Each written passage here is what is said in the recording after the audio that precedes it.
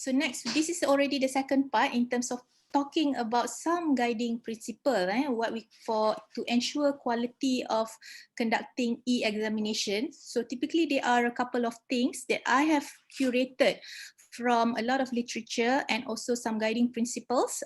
So mostly on timing, developing question banks, and also the types of questions that you would ask in the context of e-examination. So first, when we talk about timing, okay, I've actually point out this before, set a time limit, and usually maybe one of the common questions is that anyone would ask is that what would be a good time limit or setting. Okay, so to be honest, I think the answer is up to the lecturers. It depends, because you will know, or you can actually gauge the kind of questions that you give to the students and the reasonable amount of times to provide the students to answer the questions. But one of the guiding literature provided saying that if typically for MCQ refers to multiple choice questions, okay, typically if we were to provide in face-to-face final exams, one multiple choice question is typically we typically give about 1.5 minutes. So for one questions. So in the context of e-examination, it is estimated to give about 2 minutes, okay, for one multiple choice questions. So for example, if you have 10 multiple choice questions, a reasonable amount of time limit would be roughly around 20 minutes. Okay, but that is just a guiding principle, okay, which means, okay, the lecturer will have to decide, okay, whether this time is enough or maybe too much or too little. Okay, so this is just a Dr. generic Aira, guiding maybe principle. I just interrupt sikit.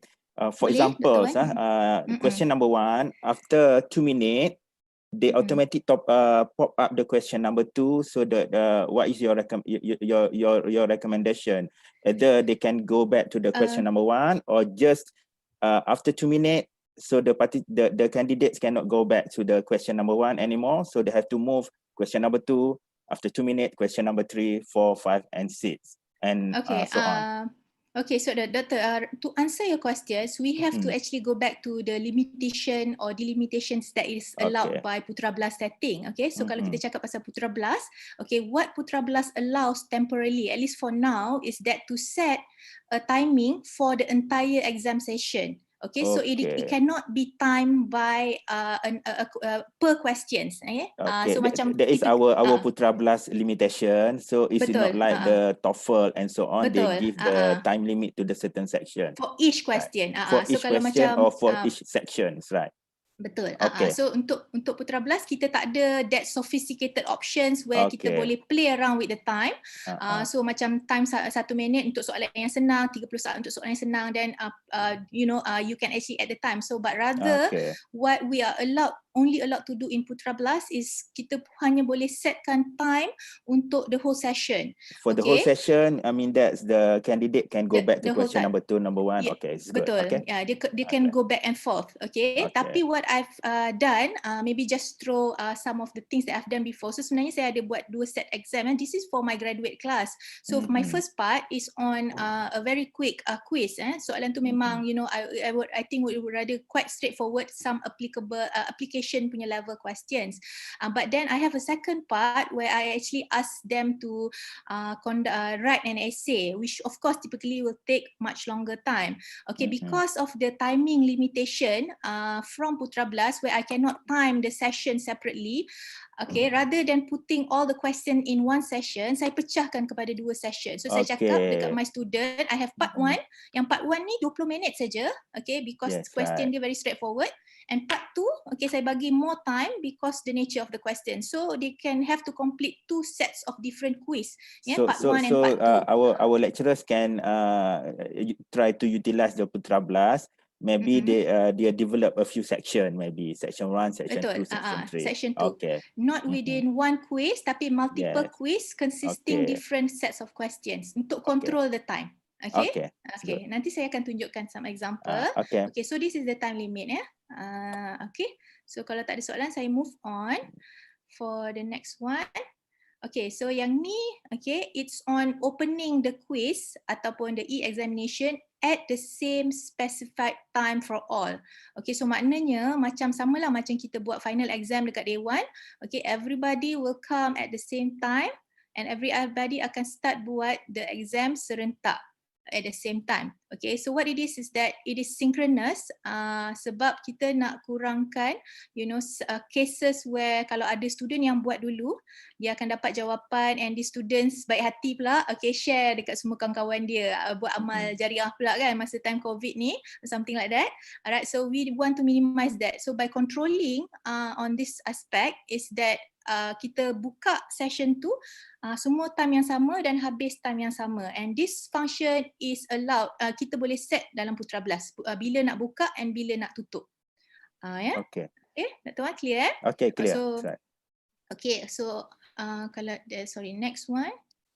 Okay, so yang ni, okay, similar to second point, which is not recommended to keep your exam available or open for extended period of time, meaning asynchronous. Maknanya kalau kita nak buka, macam kita nak bagi student flexibility lah, for example, maybe daripada hari Isnin sampai hari Ahad boleh ambil exam tu bila-bila, maybe that's what we want to do in the spirit of being flexible as to when the students are able to take exams. Okay, but of course there are cons to that. Okay, so sebab kalau those yang boleh ambil awal, okay, end up they will actually know the answers and maybe they will share it. Tapi you can do this if your questions are designed for such time limit. Again, macam saya cakap, it depends on the nature of the questions, which I leave it to the lecturer to decide. Maknanya kalau question ni memang answer dia have to be written individually, you cannot replicate the answers for open-ended. Okay, you can do this if you feel like the flexibility is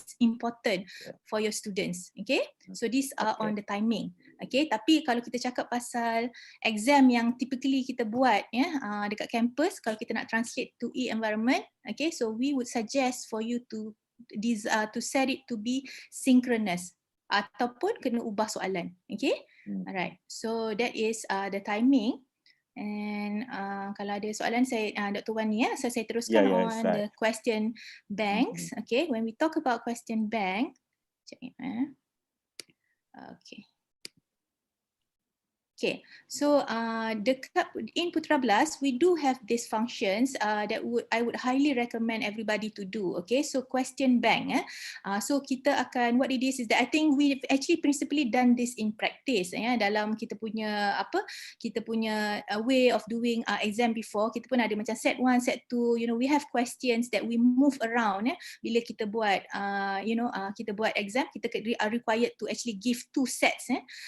Jadi yang ni pun typically konsep dia quite is similar. Okay, there is a function in Putra Blast called question bank. So what you need to do is to start develop a pool of exams questions, okay, covering different aspects of different topics that you want to ask in the exams. Jadi lagi banyak soalan, okay, and especially if you randomize it, I will talk about randomization shortly. Is that it will actually decrease the chance of students being able to share their answers. Okay, so in this sense, okay, so also while we are developing a pool of exam questions, okay, I would also recommend for lecturers to also develop different category of questions. Category of questions can be different levels, for example, ataupun different types. Contohnya MCQ ada, open-ended ada, true and false ada. It really depends on you, but just varying all the different kind of questions that you would develop for your e-exam. All this can be placed into category dalam question bank. So dalam question bank in Putra Blast, so you are able to do that. Okay, and then we will randomize the question. Okay, there are a couple of ways to randomize the question. Satu, kita boleh randomizekan the order of the questions. Okay, so yang ni kita biasa buat lah kalau kita buat set A, set B tu selalunya kita akan tukar nombor 1 ke nombor 3 and things like that. Okay, so that's one. And number 2, we can randomize. Okay, this is for multiple choice questions. We can also randomize the choice of question. Kalau A, B, C, D tu jawapan dia berubah. So that kalau student so that dia tak, not everybody will be answering, jawapan dia yang betul bukan semua A, macam tu. It depends on the randomization and how the students answer the questions lah. And the third randomization is that kita develop, for example, kita nak tanya 30 questions, right, to the students for a multiple choice question. Tapi kita actually develop dalam our question bank 50 soalan, or maybe banyaklah extra 20, maybe 10, 40 questions. Tapi kita cuma nak ask 30 questions, okay? So we can actually randomize, kita boleh start dalam Putra Blast untuk randomize the kind of questions that the students will get. So dalam 1 ke 50 tu atau 40, student hanya dapat 30.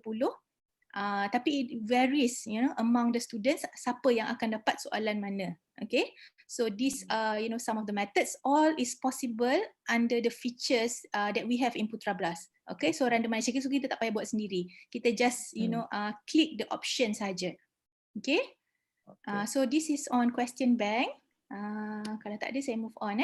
So next is on question types. Okay, so lepas ni saya akan provide contoh. So as I've mentioned before, not recommended for low level questions. Okay, tapi boleh sebenarnya kalau kadang-kadang kita nak bagi some low level questions, but I would recommend for e-examination, it is sequence prior to answering more elaborate higher level question. Maknanya mungkin soalan 1 tu kita nak tanya pasal formula saja, but soalan kedua tu sequence questions tu kita terus tanya, suruh dia explain what is this formula ataupun tunjukkan jalan kerja or things like that.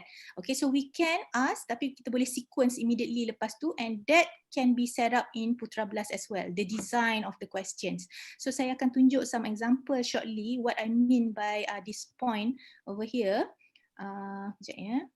And also develop, macam yang ni sama sebenarnya kategori, tapi kita develop different types of questions lah. So rather than just different questions, but also talking about different types of questions, essay, open-ended, multiple choice questions, true and false, fill in the blanks. So kita ada sebenarnya, amazingly, Putra Blast ada all these different options, type of questions in quiz. And to be honest, Dr. Aira, just interrupt sekejap. There is a question, is about the if you use the Putra Blast or e-exams, what is your recommendation is about the bandwidth that we have to use? Is a low bandwidth, mediums or high bandwidth? Yang ini saya tak pernah check pula, tapi sebelum ni rasanya CADe pernah keluarkan some guidance. Anybody daripada ini boleh tolong saya? Ini saya guidance tu semua saya tak pernah check pula, sekejap ya doktor. Okay, tak apa, it's okay. Nanti Dr. Fad maybe after this they can interrupt a little bit about untuk this. Putra Blast tu, to be honest, saya tak pasti, tapi what I can recall lah from my practice, sebab saya memang I do utilize Putra Blast for most of my teaching, walaupun masa tu belum zaman fully online, is that students memang selalunya memang access Putra Blast kadang-kadang memang through phone saja. So I think it would be able to support via phone, but I am not sure, to be honest, at this point. Maybe yang tu kalau siapa-siapa ada some idea, you can help me out. Okay. Alright, kasih doktor. Okay, sama. So these are the types of questions that is available in our quiz option dalam Putra Blast. And to be honest, sebenarnya saya tak pernah guna semua. I only use some multiple choice, true, false. Tapi my favourite, being in social science, saya suka tanya inilah essay question, especially for my graduate students. Untuk calculation semua ni memang saya tak pernah guna. Maybe those are more geared towards the sciences and maybe maths yang kira-kira. But there are all these for you to explore. Okay, but just to let everybody know, macam for yang options yang saya pernah guna, for example multiple choice and true and false, yang ini kita kena masukkan jawapan siap-siap dalam Putra Blast, meaning by the end of the quiz, students will actually get their marks and their answers. Jadi yang ni it has to kita kena, so the good thing about this, is that it will be calculated automatically for us. Okay, maknanya kuranglah kerja kita. Kita tak payah check satu-satu, ataupun macam kalau how it is being done on campus, selalunya kita ada that OMR tu kita hantar kan dekat ni kan. Tapi yang ni kita akan Putra Belas punya setting, dia akan terus calculate which answer yang kita dah mark as betul, and then depending on the choice of the students, maka dia akan automatically keluar. Cuma untuk manual grading, essay memang manual grading. Jadi yang tu nanti kita kena download the responses, okay, or the answers from the students, and we have to grade it manually lah. Yang ni selalu saya guna. So what I do is I will read through and then assign marks. Tapi lepas tu saya dah tak guna Putra Belas dah. Putra Belas is only the platform, and then marks tu saya akan key in separately in Excel before I transfer into SMP or iGEMS.